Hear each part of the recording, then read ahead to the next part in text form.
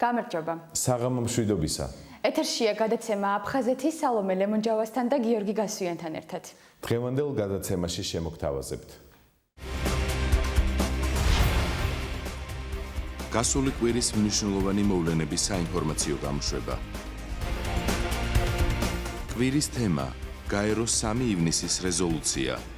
სოფელ რუხში მრავალპროფილიანი საავადმყოფოს მშენებლობა იწყება. ოჯახური პორტრეტი: ზურაბ და ანანო მჟავიები. მიამბე აფხაზეთზე რუბრიკის სტუმარია მსახიობი ეკა ქუთათელაძე. საქართველოს პარლამენტის კინოდარბაზში გაიმართა საერთაშორისო კონფერენცია სახელწოდებით შეიარაღებული კონფლიქტები და გარემო. შეხვედრა არასამთავრობო ორგანიზაცია საქართველოს მწვანეთა მოძრაობა დედამიწის მეგობრების და საერთაშორისო ქსელ დედამიწის მეგობრები ევროპის მიერ იყო ორგანიზებული. კონფერენციის მიზანი შეიარაღებული კონფლიქტებისა და პოსტკონფლიქტურ პირობებში ბუნებრივ და სოციალურ გარემოზე ზემოქმედების საკითხების, პრობლემების მოგვარების პროცესში ექსპერტების, საერთაშორისო ორგანიზაციებისა და სამოქალაქო საზოგადოების როლის განხილვა გახლდათ.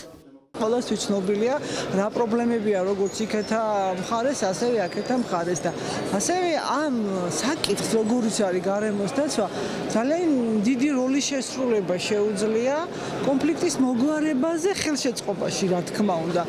ჩვენ გვაქვს ურთიერთობები არასამთავრობო ორგანიზაციებთან, როგორც აფხაზეთში, ასევე მეტნაკლებად ცხინვალის რეგიონში და წლების განმავლობაში ბევრი აქტივობა გვაქვს განხორციელებული. ვფიქრობთ, რომ ამ კონფერენციამ უნდა გაუკეთოს ინიციირება ამ საკითხის კიდევ წინ წამოწევას და მხარდამჭერას როგორც საერთაშორისო ორგანიზაციების მხრიდან, ასევე სამთავრობო სტრუქტურებიდან. მომხსენებლებმა კონფლიქტურ რეგიონებში განხორციელებული არაკანონიერი ქმედებები და მათ მიერ გამოწვეული სავალალო შედეგები განიხილეს. აფხაზეთის ავტონომიური რესპუბლიკის სოფლის მეურნეობის, გარემოს დაცვისა და ბუნებრივი რესურსების დეპარტამენტის თავმჯდომარემ ვალერი ბასარიამ კონფერენციის მონაწილეებს გააცნო აფხაზეთში არსებული მდგომარეობა და ის უარყოფითი მოვლენები, რაც იქ გარემოს დაცვის კუთხით არსებობს.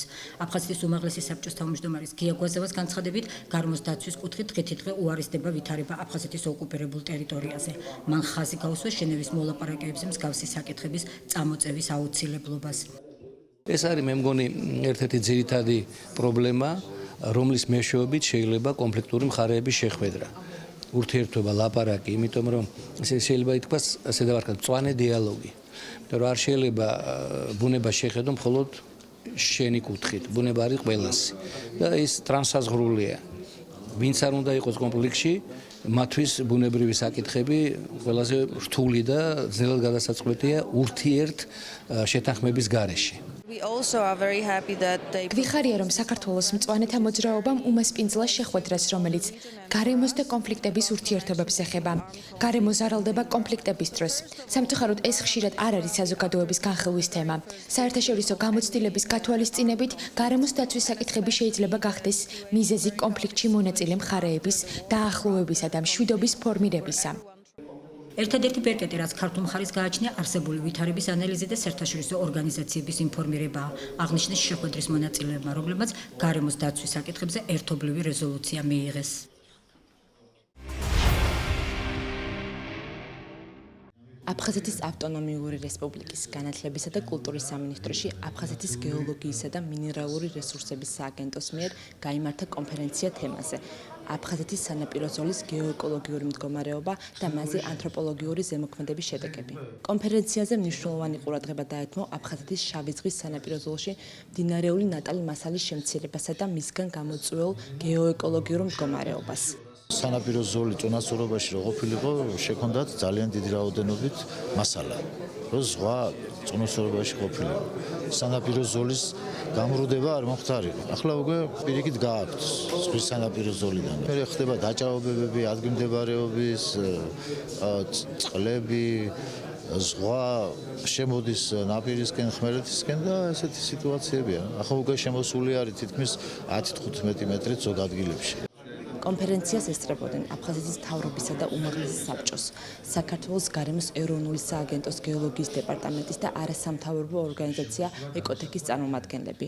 რეალური შედეგი, რომელსაც ჩვენ ველოდებით ამ კონფერენციიდან, გახლავთ ის, რომ ჩვენ მოახსენოთ და ვაუწყოთ თელს სამყაროს, რომ ერთ-ერთი კუთხე დედამიწაზე ულამაზესი კუთხე მას ემუქრება ეკოლოგიური საფრთხე, ამიტომ დროა ვიზნოთ, რომ თავიდან ავიცდინოთ.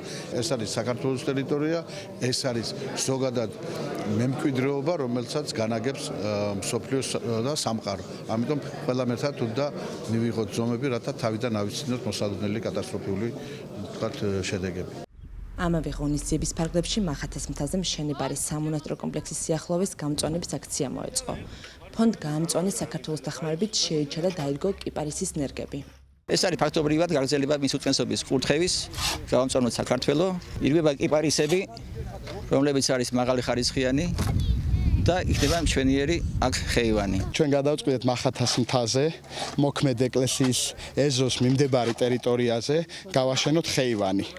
დასაწყისი მივეცით ამ ხეივნის მშენებლობას და ამის მერე სხვა ორგანიზაციები, მოქალაქეები შემდგომში გააგრძელებენ და აქ ლამაზი ხეივანი გაშენდება.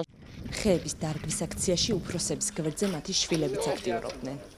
მამიკოს მოყვებოდი და ხეების დასარგველად მოვედი. დავრგე 2 ხე. წამოყავი დედაჩემის თანამშრომლებს და დედაჩემს ხეების დასარგავად. დავრგე რამდენიმე ხე მახათას მთაზე. აქციის ბოლოს გეოლოგიისა და მინერალური რესურსების სააგენტოს თანამშრომლები მახათას მთაზე ათონელი მამების სახელობის ტაძარში პარაკლისას დაესწრნენ.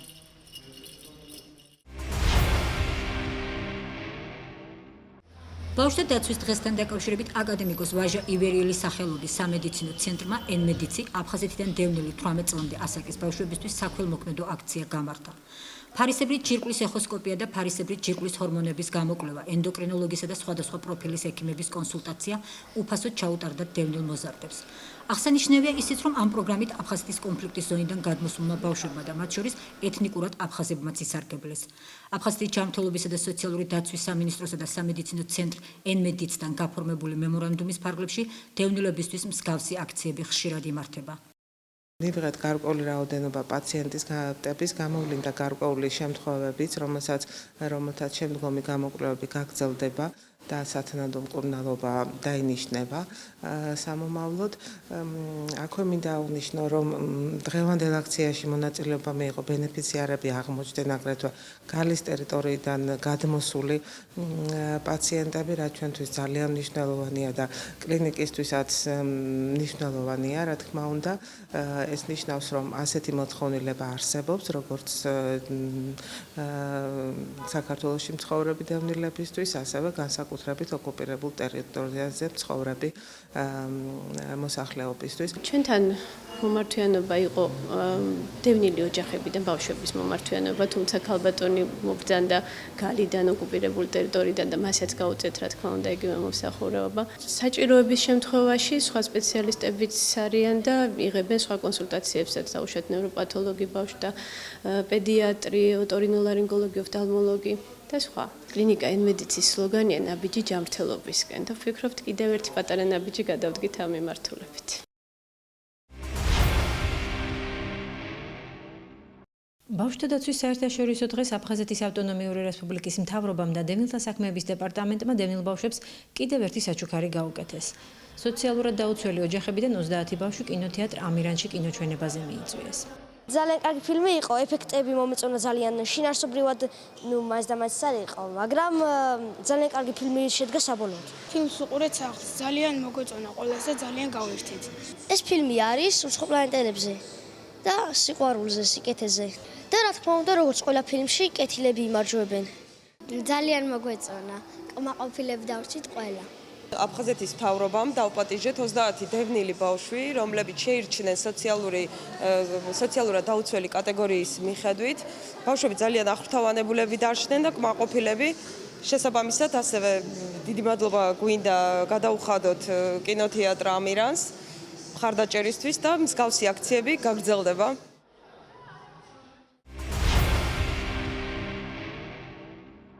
ევროპის მოედანზე დევნილმა ბავშვებმა აქცია მანიფესტაცია „იყოს მშვიდობა მოაწყვეს“, რომელშიც მონაწილეობდნენ აფხაზეთის მეორე და მესამე საჯარო სკოლის მოსწავლეები, ასევე მათი აფხაზი, სომეხი, რუსი და უკრაინელი თანატოლები.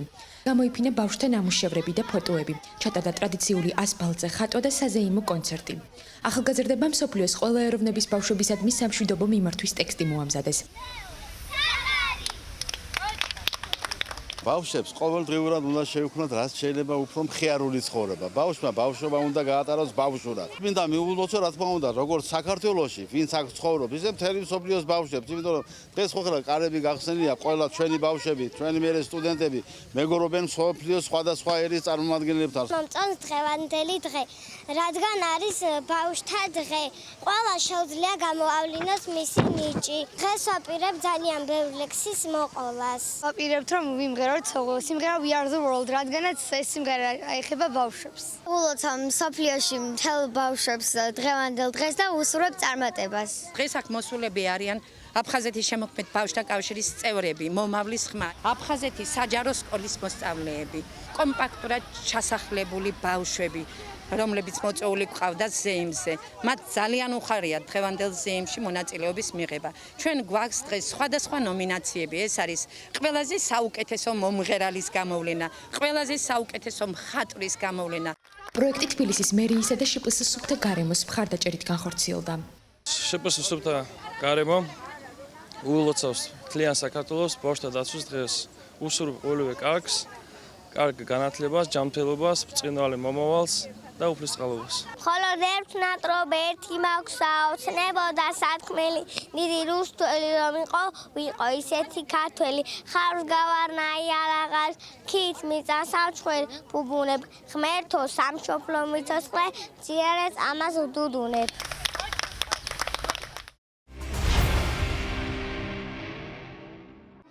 ბავშვთა დაცვის დღისადმი მიძღვნილი კვირაულის ფარგლებში კინოცენტრ აფხაზეთისა და აფხაზეთის კულტურისა და განათლების სამინისტროს საგანმანათლებლო პროგრამების სამსახურის ინიციატივით და საზოგადოებასთან ურთიერთობის სააგენტოს პროფილის მხარდაჭერით არაერთი შემეცნებითი და გასართობი ხასიათის ღონისძიება გაიმართა. დასკვნითი ღონისძიება სახელწოდებით „ნაყინების თაიგული ბავშვებს“ აფხაზეთის ნომერ მეორე საჯარო სკოლაში მოეწყო. აქციის ფარგლებში კომპანია გურჯაანი ტრადიციისამებრ ყველა მოზარდს ნაყინით გაუმასპინძლდა. დღეს არის ნაყინის ფესტივალის დღე ჩვენ სკოლაში და ჩვენ დაგვირიგეს ნაყინები. ძალიან დიდი მადლობა მინდა გადავხადო გურჯაანის ნაყინს, რადგან ასე კარგად დაგვასაჩუქრა და ყველა ბავშვი ულოცავ ბავშვთა დღეს. ჩვენი სკოლა მასპინძლობს აფხაზეთის მესამე საჯარო სკოლას. არაჩვეულებრივი ღონისძიება გაიმართა და ღონისძიების დასასრულს ჩვენს პატარებს გაუმასპინძლდნენ უგემრიელესი ნაყინებით და ბავშვები ნამდვილად ბედნიერები არიან. მინდა თითოეულ ბავშვს მიულოცო ბავშვთა საერთაშორისო დღე და ვუსურვო ბედნიერი ბავშვობა და მომავალი. საქართველოს მწერალთა და საზოგადო მოღვაწეთა აკადემიებმა ფაზისმა და ქალდიამ საქართველოს ეროვნულ მუზეუმში მოაწყეს პოეზიის საღამო, სადაც აფხაზეთელმა პოეტებმა წაიკითხეს საკუთარი ლექსები. პოეზიის საღამოს უძღვებოდა მწერალი აკადემიკოსი ვაჟა ეგრისელი, რომელიც გახლავთ აკადემია ქალდიას პრეზიდენტი. მაისში ყოველს ვატარებ ჩვენ პოეზიის საღამოს. ეს არის აკადემია, ფაზის აკადემია. დღეს სტარტდება ორი აკადემიის შეკრება.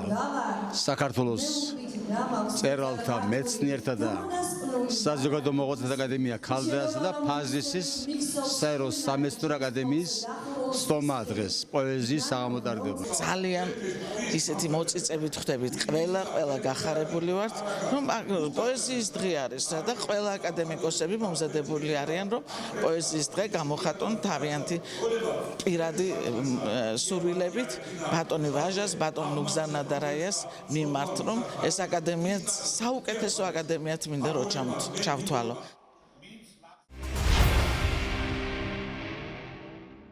აფხაზეთის სულიერებისა და კულტურის ცენტრის ორგანიზებით პოეტ რენე კალანდიას ხსოვნის საღამო მოეწყო, რომელიც მისი გარდაცვალებიდან 1 წლის თავს მიეძღვნა. ჩვენ დღეს შევიკრიბეთ, რომ გავიხსენოთ შესანიშნავი პოეტის რენე კალანდიას შემოქმედება. ის იყო ძალიან გულწრფელი ადამიანი და როდესაც ვკითხულობთ მის ლექსებს, ვცნობთ, რომ მისი სათქმელი მოდის გულიდან. ის ღიად და სულისშემძვრელად წერს სოხუმზე. სწორედ მისმა ასეთმა ხასიათმა გახადა პოპულარული მისი ლექსები და კიდევ დიდხანს იქნება ღირებული ხალხისთვის. აფხაზეთელი პოეტი 70 წლის ასაკში გარდაიცვალა. მისი პირველი წიგნი სახელწოდებით ხსოვნის ყვავილები 1972 წელს სოხუმში გამოიცა. შემდეგ იყო არაერთი საინტერესო და ორიგინალური პოეტური კრებული. რენე კალანდიას ლექსები მსოფლიოს სხვადასხვა ენაზეა თარგმნილი. საღამოს ესწრებოდნენ პოეტის ოჯახის წევრები, მეგობრები და აფხაზეთელი პოეტები, რომლებმაც ისაუბრეს მის შემოქმედებაზე და დასასრულს რენე კალანდიას ლექსები წაიკითხეს.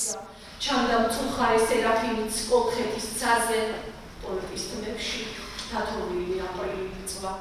მე მინდა დიდი მადლობა უთხრა ჩემს მეგობრებს ასეთი ძვირფასი საღამოს მოწყობისათვის და რენე თავის სიცოცხლეს უკვე თავის კითხულებში აგრძელებს და მე მგონია ამ ხრივ მისი სიცოცხლე ძალიან დიდი ხნისაა და შორს მიმავალი. სასიხარულოა, რომ აი რენე დავიწყებას არ მიეცა როგორც ზოგიერთი ღირსშესანიშნავი ადამიანები მიეცემიან დავიწყებას წასვლის მერე და აი რენე საბედნიეროდ დატოვა ისეთი ხაზი, რომელსაც დღესაც და ხვალაც და ზეგაც თავისი ადგილი მიეცემა რასაკვირველია საქართველოში და საზღვარგარეთ კიდევ.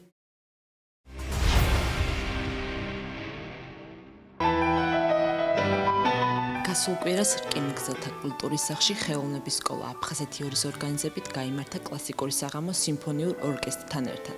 ორკესტრმა ქველმოქმედება გაუწია დევნილ მოსწავლეებს, აფხაზეთიდან დევნილებს და ეს ღონისძიება იმისათვის არის აუცილებელი, რომ კლასიკური მუსიკა განვითარდეს და ჩვენ შევაყვაროთ ჩვენს მოსწავლეებს კლასიკური ნაწარმოებები და მომავალში გავზარდოთ ისინი კარგი მსმენელები.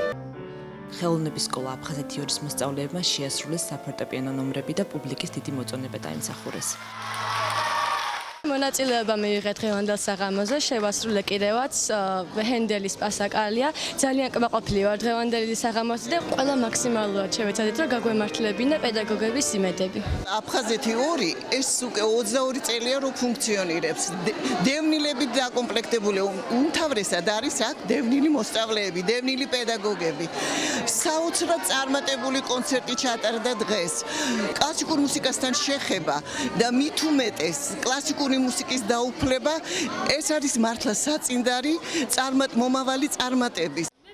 საღამოს ესწრებოდნენ აფხაზეთის განათლებისა და კულტურის სამინისტროს წარმომადგენლები. უნდა აღვნიშნო, რომ ეს სკოლა საოცრად ახერხებს, რომ მსმენელს რაღაც სიახლეები შესთავაზოს. მე მინდა მათ ვუსურვო ძალიან დიდი წარმატება მომავალში, დარწმუნებული ვარ, კვლავაც ისინი ძალიან მაღალ მწვერვალებს აიპყრობენ და კიდევ ერთხელ გაახარებენ მაყურებელთა გულებს, ასე რომ ვილოცავ მათ პედაგოგებს, განსაკუთრებით სკოლის დირექციას და თითოეულ მონაწილეს ამ დღეს. ძალიან დიდი მადლობა მათ ამისთვის.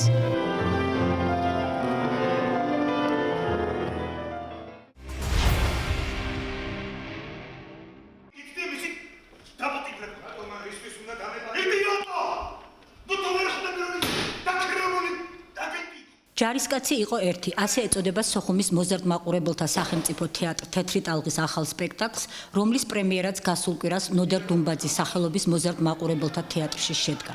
სპექტაკლის რეჟისორი ნუგზარ ლორთქიფანიძეა და სცენარი ამერიკელი კლასიკოსი დრამატურგების ალბერტ მარცისა და იულიამ საროიანის ნაწარმოებების მიხედვით შეიქმნა.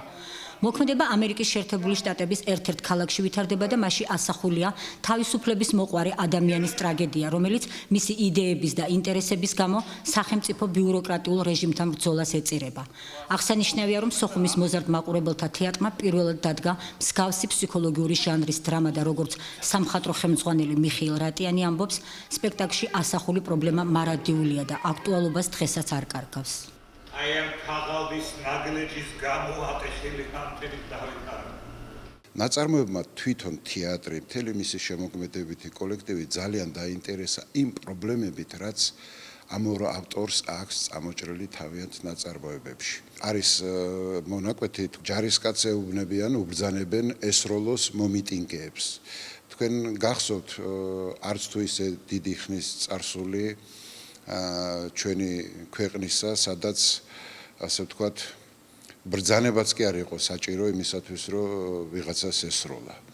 და საერთოდ რომ გავიხედოთ საქართველოს გარშემო რა ხდება, ალბათ ის პრობლემები, რაც სპექტაკლშია, ყველა ქვეყნის ტრაგედია და ტკივილია. მე უფრო მეტად პერსონაჟის პიროვნება მიმიზიდა მისმა სულმა, მისმა ადამიანობამ, რომ ამ ყველაფერს ეწინააღმდეგება, ამ საძაგლეს, ამ სიბინძურეს, ადამიანის კლასს. სიამოვნებით ვიმუშავეთ, თუმცა ძალიან შრომატევადი იყო. თვითონ თემა არის ძალიან აქტუალური დღეს, როდესაც აი რაღაცა ღირებულებათა და ფასეულობათა გადაფასება ხდება და დევალვაცია, განსაკუთრებულად ჭირდება ზუსტად ჩვენ ახალგაზრდებს. მე ვთვლი, რომ ეს არის ყველაზე დიდი გზავნილი ახალგაზრდებისადმი, რომ აი იმის შენარჩუნება, რაც ოდითგანვე მოყვებოდა ქართველ ადამიანს, ვაჟკაცობის, ერთგულების, უღალატობის, თუ ბავშვებმა თავიდანვე არ შეისრუტეს ეგ ფასეულობები, თავისით მერე არ მოვა.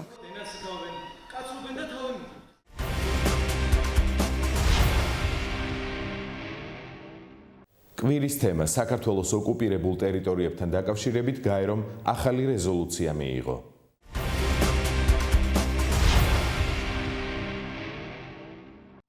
გასულ კვირას გაეროს გენერალურმა ასამბლეამ 69 სესიაზე მორიგი რეზოლუცია მიიღო აფხაზეთიდან და ცხინვალიდან დევნილთა და იძულებით გადაადგილებულ პირთა სტატუსის შესახებ, რითაც კვლავ დაადასტურა დევნილთა ფუნდამენტური უფლებები. რეზოლუცია გმობს საქართველოს ოკუპირებულ რეგიონებში ძალისმიერი გზით განხორციელებულ დემოგრაფიულ ცვლილებებს, ხაზს უსვამს დევნილთა საკუთარ სახლებში ხერხსეული და უსაფრთხო დაბრუნების აუცილებლობას.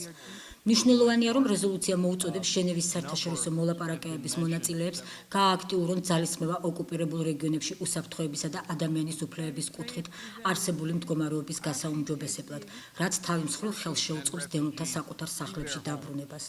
მიმდინარე წელს რეზოლუციის მომხრეთა რიცხვი 75 სახელმწიფომდე გაიზარდა.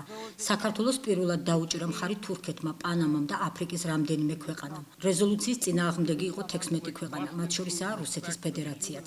ამ რეზოლუციას პირველად რეგიონის მსოფლიოს სხვადასხვა ქვეყნები შემოუერთდნენ, მათ შორისაა ჩვენი მეზობელი თურქეთი, გაიანა, ტრინიდადი და ტობაგო, პანამა, გვატემალა, რაც კიდევ ერთხელ ხაზს უსვამს, რომ საერთაშორისო თანამეგობრობა ნათლად აღიარებს და მხარს უჭერს და ნათლად ადასტურებს მზაობას მხარი დაუჭიროს საქართველოს ოკუპირებული ტერიტორიებიდან იძულებით გადაადგილებული პირების ფუნდამენტალური უფლებების შესრულებას. ეს რეზოლუცია ხაზს უსვამს იძულებით გადაადგილებული პირების უფლებას ღირსეულად დაბრუნდნენ საკუთარ სახლში.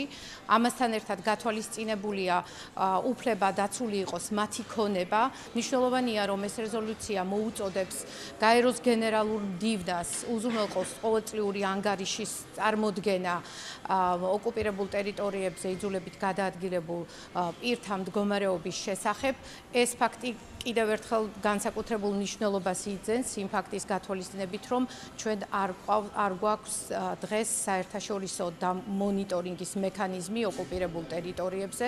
ძალიან სამწუხაროა, რომ რუსეთის წარმომადგენლებმა შეეცადეს კვლავ ტრადიციულად ამ საკითხის პოლიტიზირება, მაგრამ ასევე მნიშვნელოვანია, რომ ჩვენმა მხარდამჭერებმა გააკეთეს ძალიან სერიოზული განცხადებები, მათ შორის მინდა აღვნიშნო განცხადება, რომელიც გაკეთდა გუამის სახელით, რომელიც გაკეთდა ბალტიისა და ნორდიკური ქვეყნების სახელით, ასევე სპეციალური განცხადება გააკეთა დიდმა ბრიტანეთმა, კანადამ და სიერა ლეონემ. სოფელ რუხში ყოფილი პრემიერ-მინისტრის ბიძინა ივანიშვილის ინიციატივით მრავალპროფილიანი საავადმყოფოს მშენებლობა იწყება. მშენებლობის დასრულება 2016 წლის აგვისტოშია დაგეგმილი. საქართველოს ხელისუფლება აფხაზ ძმებზად C ჰეპატიტისგან განკურნების პირობებს შეუქმნის. ამ სიახლის შესახებ საქართველოს პრემიერ-მინისტრმა ირაკლი ღარიბაშვილმა სოფელ რუხში განაცხადა, სადაც თანამედროვე ტექნოლოგიებით აღჭურვილი მრავალპროფილიანი საავადმყოფო შენდება. ზუგდიდში სამედიცინო პუნქტი გაიხსნება, სადაც C ჰეპატიტით დაავადებული მოსახლეობა სამკურნალო პრეპარატს უფასოდ მიიღებს. მრავალპროფილიანი საავადმყოფო, რომელიც სოფელურში ყოფილი პრემიერ-მინისტრის ბიძინა ივანიშვილის ინიციატივით შენდება 2016 წლის აგვისტოში გაიხსნება. მშენებლობაზე 154 ადამიანია დასაქმებული. პროექტის ღირებულობა 51 მილიონ ლარზე მეტია. მშენებლობის დასრულების შემდეგ სამედიცინო დაწესებულებაში ტექნიკური და დამხმარე პერსონალის ჩათვლით 600-მდე ადამიანი იმუშავებს. რატომ არის მნიშვნელოვანი საავადმყოფო? ეს ჯერ ერთი რომ მოემსახურება სამეგრელოს მოსახლეობას, ასევე ძალიან მნიშვნელოვანია, რომ ჩვენს აფხაზ ძმებს მოემსახუროს უფასოდ, რაც თავარია. აქ იქნება ულტრათანამედროვე აპარატურა, ეს იქნება უმაღლეს სტანდარტებით აშენებული საავადმყოფო, მრავალპროფილიანი და ჩვენ თავაზობთ ჩვენს აფხაზ ძმებს აქ უფასოდ მკურნალობას.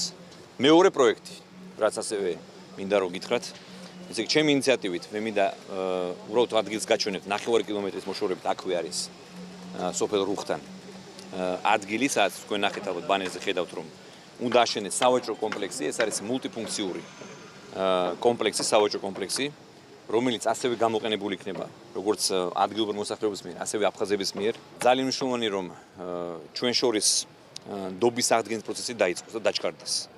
ამაში რა თქმა უნდა ეს ვაჭრობა, ეს ურთიერთობები სამედიცინო მომსახურება ძალიან დიდ როლს შეასრულებს. და ბოლოს მესამე ნაწილი, რაც მე მინდა რომ გითხრათ, ჯანმრთელობის სამინისტრომ უკვე დაიწყო უპრეცედენტო პროგრამის განხორციელება, ეს არის C ჰეპატიტის ელიმინაციის პროგრამა. ის რომ პრეპარატი, რომელიც ამერიკის მთავრობამ და ამერიკის ჯანმრთელობის სააგენტომ გადმოგცა, ეს არის 2 მილიარდი დოლარის ღირებულებით წელიწადში და ჩვენ უფასოდ განკურნავთ მოსახლეობას, ვისაც C ჰეპატიტი აქვს დაავადება. და აქვე მინდა გითხრათ, რომ ზუგდიდში იგეგმება სამედიცინო პუნქტის აქ გაკეთება, რომ აქ მოხდეს ადგილობრივი მოსახლეობის განკურნება, სამლების დარიგება მოხდება და აქვე მინდა რომ გამოვაცხადო, რომ აფხაზებს, ჩვენს აფხაზ ძმებს და დებს, ვისაც აქვს სურვილი, ვისაც აქვს C ჰეპატიტი, უნდათ რომ სრულად განიკურნონ, ჩვენ შევუქმნით პირობებს, რომ ეს გახდეს შესაძლებელი მათთვის.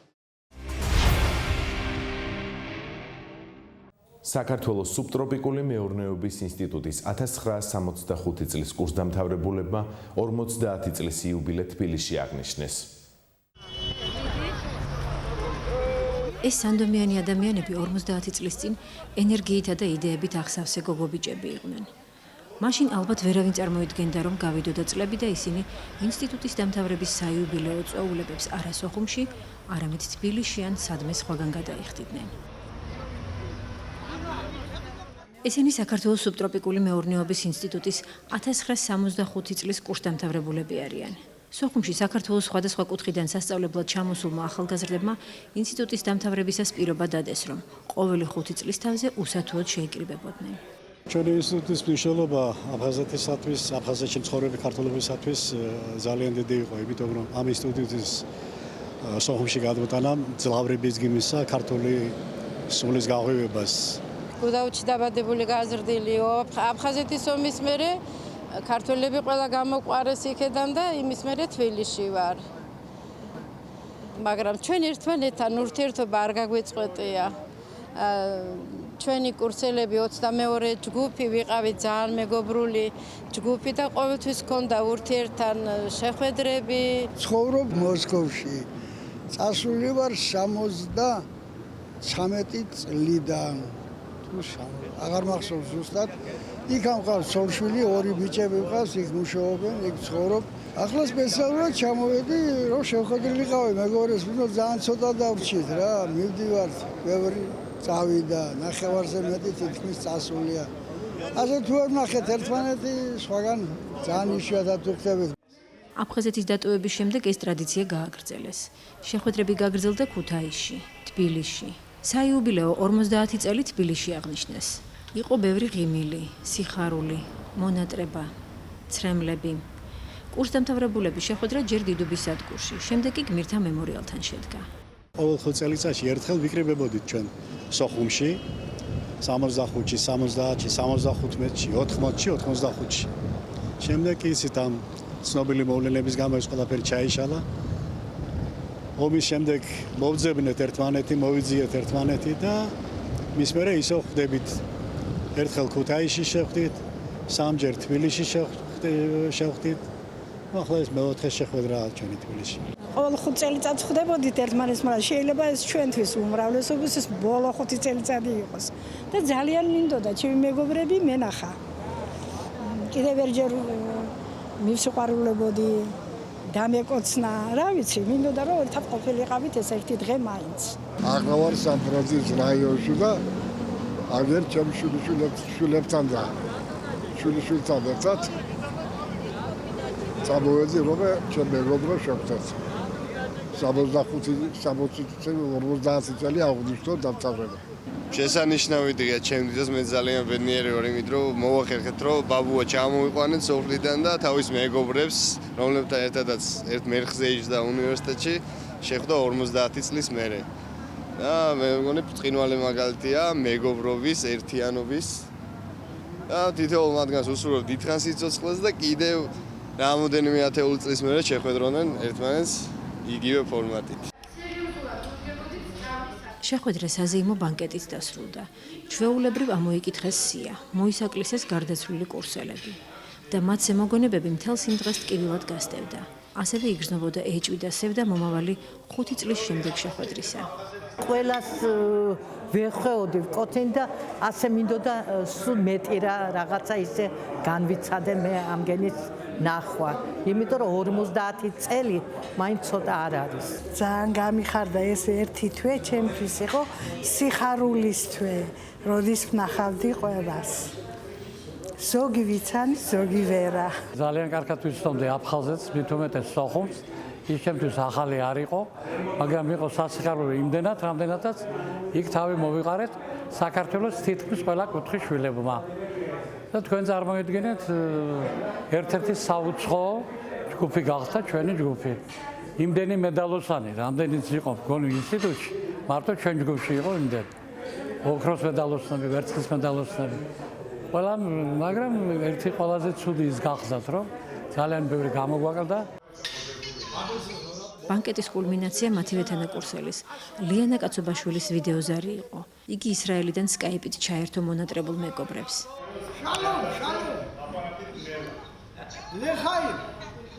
დავემშვიდობეთ იმ იმედით, რომ მომავალ 55 წლის იუბილეს მათთან ერთად ვიქნებოდით.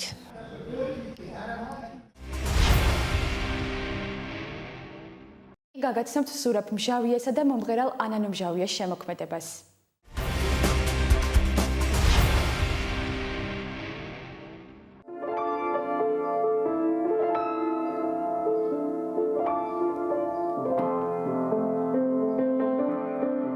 პირველი სიმღერა მესამე კლასში დაწერა და მას შემდეგ მუსიკა ზურაბ მჟავიესთვის ცხოვრების თანამგზავრი გახდა.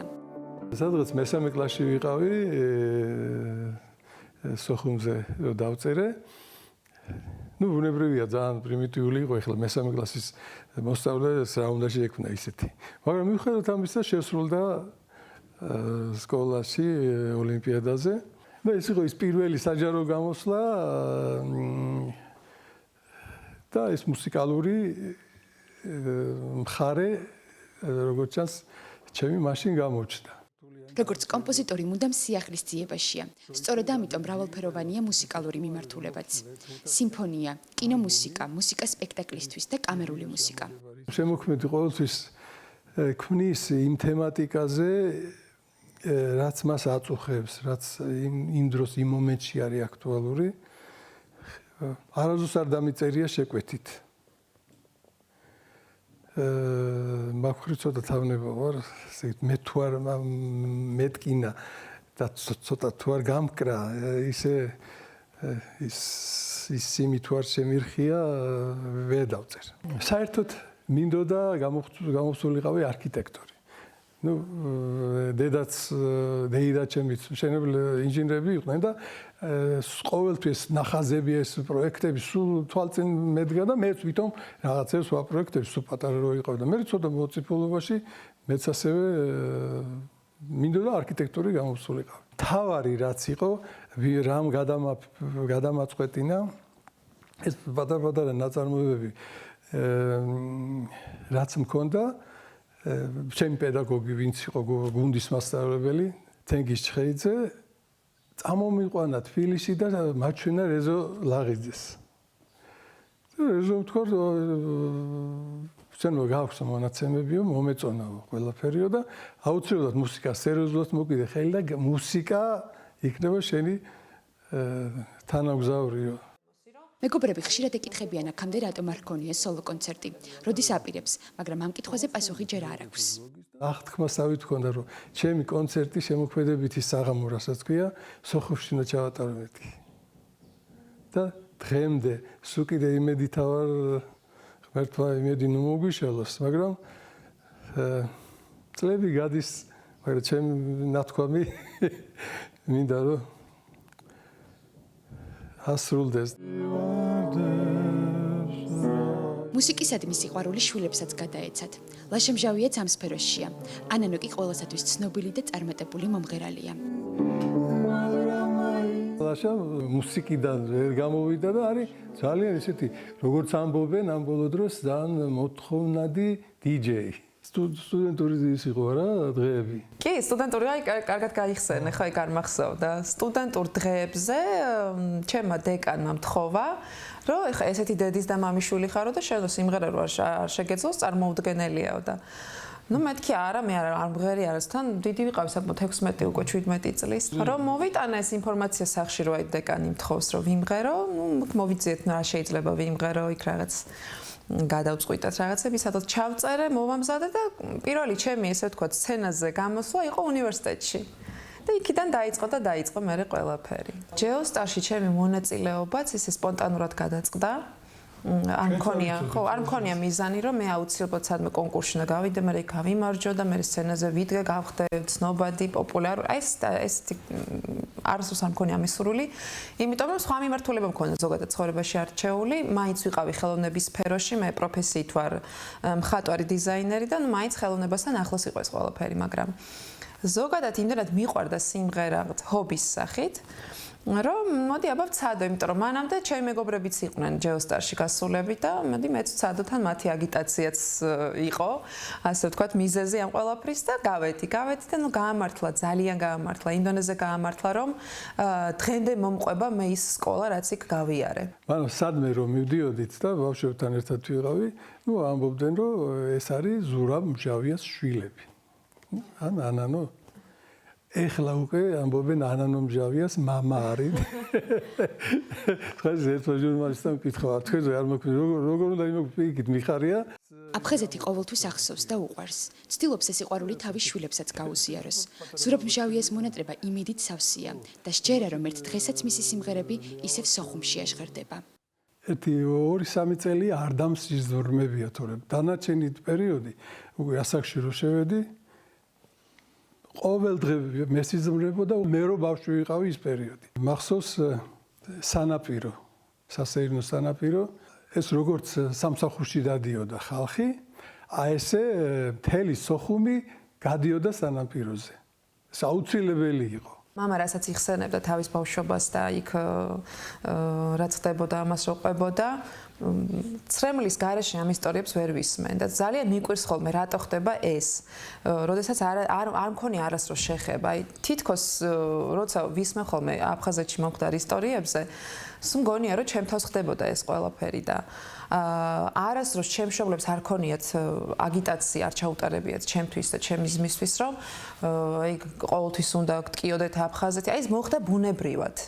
და არ მინდა რომ ეს დაიკარგოს არასდროს და მანამდეც აღნიშნე და ეხლაც აღნიშნე რომ რა თქმა უნდა იმედით ცოცხლობს და ეს არასდროს არ მოხდება იმის იმედი რომ ჩვენ გავერთიანდებით და ისევ ერთად ვიცხოვრებთ ეს გარდაუვალია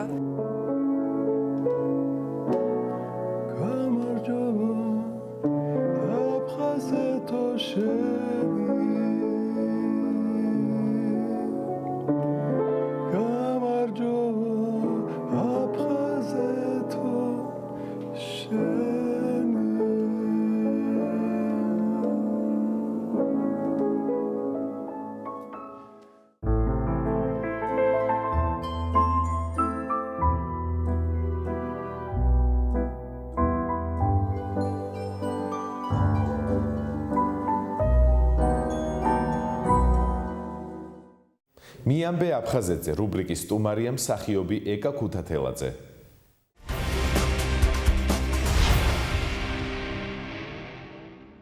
დღე არ გავა, ალბათ რომ არ გამახსენდეს სოხუმი. არ დამესიზმროს სოხუმი, არ დამესიზმროს ჩემი ოთახიდან დანახული წვიმის შემდეგ ქუჩა. ჩვენ ცხოვრობდით, უпростоრად ბებია და ბაბუა ცხოვრობდა ლენინის ქუჩაზე, ბარათაშვილის სადგურთან, ბოტანიკური ბაღის პირდაპირ. ცნობილი სახლი იყო რკინიგზელების, ქვემოთ იყო გალანტერიის მაღაზია და გვერდზე სადარბაზოდან მიყვებოდა ვენახი ადესა, რომელიც ჩვენს ფანჯრებზე ამოდიოდა. საოცარი, მართლა საოცარი ტკივილი და საოცარი სიყვარულია სოხუმის, აფხაზეთის, იმ ადამიანების, ვინც იქ ცხოვრობდა. ახლობლების, მეზობლების, მეგობრების, რომლებიც გაფანტული არიან, მთელ მსოფლიოში თავისუფლად შემიძლია ამის თქმა. პირველი ჩემი მოგონება, ანუ როგორ აღვიქვი სოხუმი, ალბათ ძალიან პაწაწინა ვიყავი, როდესაც თავისთავად მე და ჩემი მამიდაშვილები ყოველ ზაფხულს ჩავდიოდით ბებიასთან და ბაბუასთან, სხვაგან სადმე წავსულიყავ. ესეთი არაჩვეულებრივი მხარე გველოდებოდა, არაჩვეულებრივი ხალხით. ცოტა რომ წამოვიზარდე, უკვე 10 წლის ვიყავი. მამა დანიშნეს სოხუმის თეატრის მთავარ რეჟისორად და ერთ-ერთ ზაფხულს როცა ჩავედი უკვე მამასთანაც და ბებია ბაბუასთან, მამა მეკითხება, რომ არ გინდა სცენაზე გამოხვიდე. ეს იყო შოკი, ვერ მივხვდი ჯერ რას გვი გამოვიდე, როგორ გამოვიდე. აიო, ოიდიპოს მეფეს დგამდა და იქ არის როლი პატარა ანტიგონესის შვილი. ეს იყო ჩემთვის ზღაპარი, წარმოიდგინეთ 10 წლის ბავშვისთვის, რომ მოხვდები ზღაპარში, თეატრში, სადაც ყველა თავს გევლება და რაღაც უცხო საოცარი გარემოა. არაჩვეულებრივი მსახიობები თამაშობდნენ. მაგონდება ის სურნელი, როდესაც სანაპიროზე გამოივლიდი და ყავას რო ხარშავდა ქვიშაზე. იქ სანაყინე. სხვანაირი იყო. რაც არ უნდა ცუდი ამინდი დიდხანს არ გრძელდებოდა. ნახევარი დღე ალბათ წამოწვიმდა, გადაიღებდა მზე გამოვიდოდ. გამჭვირვალე, არაჩვეულებრივი სისუფთავის ზღვა იყო. სანაპიროზე დაჯდებოდი და ეს თოლიებს უყურებდი. გამრასთან გახვიდოდი. ბოტანიკური ბაღი, სადაც თავისუფლად შევდიოდით და ვსეირნობდით მე და ჩემი მეგობრები, ჩემი აფხაზი მეზობლები, რომლებიც სად არიან არ ვიცი.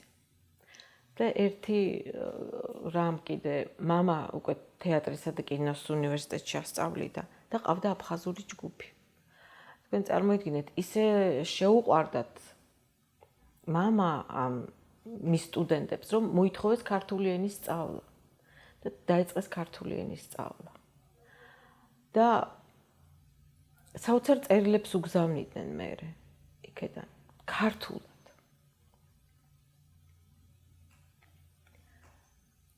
დაბადების დღეზე მოდიოდან ხოლმე მამას დაბადების დღეზე და ქვემოდან ეძახდნენ ბატონო ანზორ და რა თქმა უნდა მე ამოდიოდნენ ჩვენთან სახლში და სად არიან? ალბათ გული გამისკდება. სიხარულისგან თუ იქ მოვხვდიოდეს. და მე მჯერა რომ ალბათ დადგება ის დრო რომ ჩვენ ჩავალთ. ძალიან მინდა რომ მოვესწრო და იცით ყველაზე გულთასაწყვეტი კიდე რა არის? აი ეს თაობა რომელიც წავიდა და ვეღარ მოხვდება სოხუმში. ძალიან მტკივა გული. ძალიან მენატრება სოხუმი.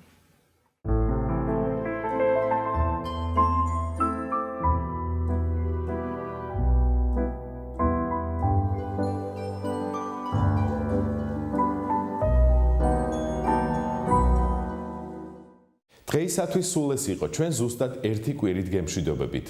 ნახვამდის.